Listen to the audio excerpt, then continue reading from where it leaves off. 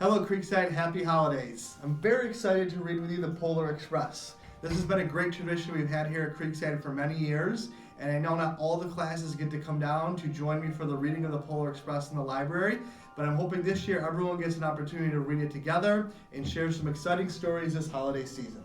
The Polar Express.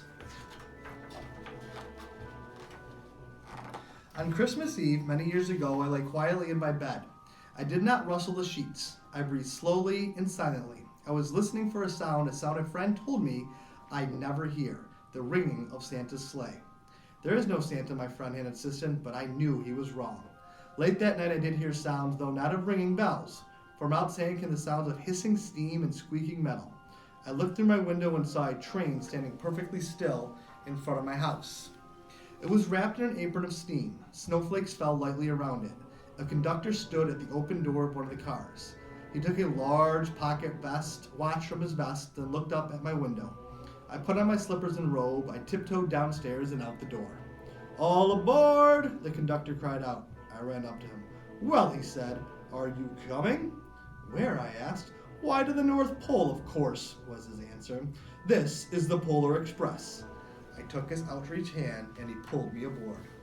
The train was filled with other children, all in their pajamas and nightgowns. We sang Christmas carols and ate candies and nougat centers as white as snow.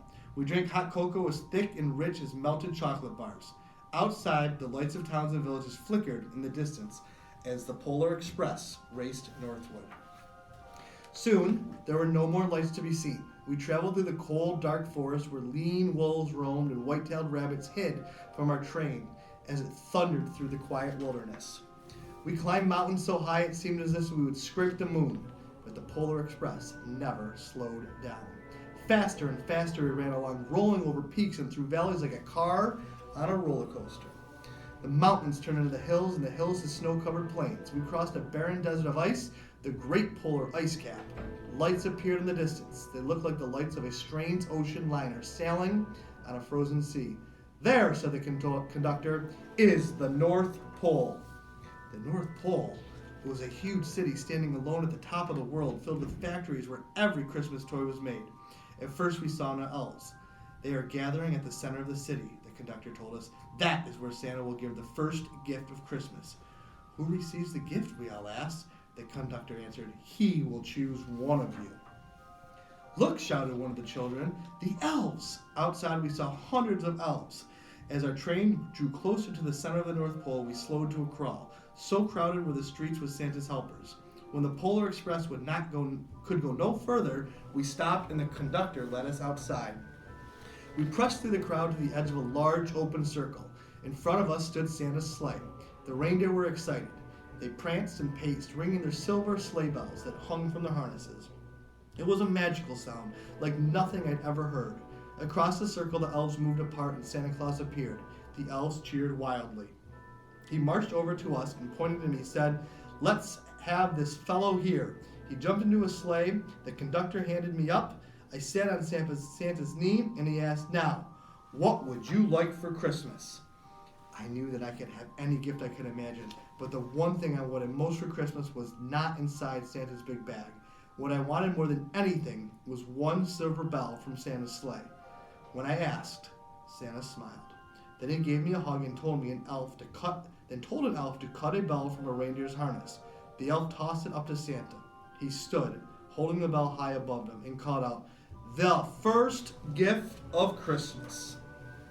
A clock struck midnight and the elves roared their approval.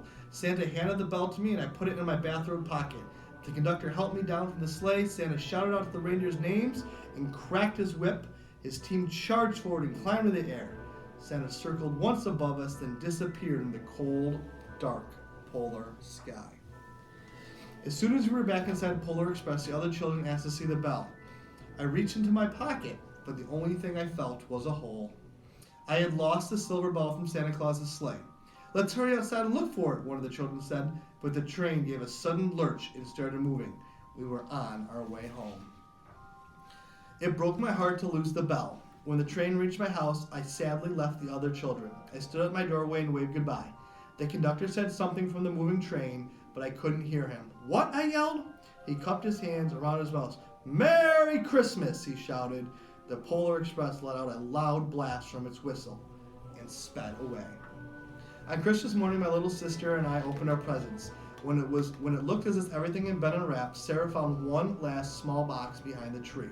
It had my name on it. Inside was the silver bell. There was a note. "Found this on the seat of my sleigh. Fixed at home in your pocket. Signed, Mr. C." I shook the bell. It made the most beautiful sound my sister and I had ever heard.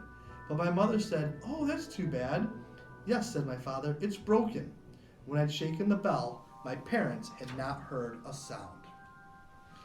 At one time, most of my friends could hear the bell, but as the years passed, it fell silent from all of them. Even Sarah found one Christmas that she could no longer hear its sweet sound. Though I've grown old, the bell still rings for me, as it does for all of those who truly believe.